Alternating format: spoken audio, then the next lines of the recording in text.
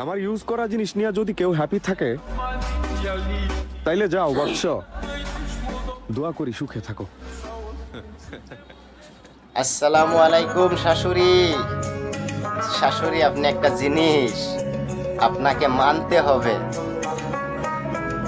শাশুড়ি মা, আপনাকে অভিনন্দন জানাই।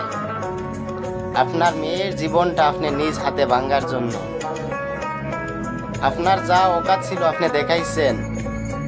এখন আমার অকাত কি আছে সেটা জানেন। সিদ্ধান্ত পাল্টানোর কোনো প্রশ্নই ওঠে না। যা ভেবে রেখেছি তা আজ না হয় কাল বাস্তবতে করে দেখাবো ইনশাআল্লাহ। শুধুমাত্র সময়ের অপেক্ষা করেন। বাকিটা নিজের চোখে দেখতে পারবেন। আমি আসছি বাড়িতে, দেখা হবে আপনাদের সাথে। কাফনের কাপড়টা হাতে নিয়েই দেখা করব। হয়তো সেদিন আমি নিজে পরবো, না হলে আরেকজনকে পরাবো। আপনার মেয়ের জন্য আমি কি করতে পারি সেটা নিজের চোখে দেখতে পারবেন। তবে দেখা করব আপনাদের সাথে ইনশাআল্লাহ।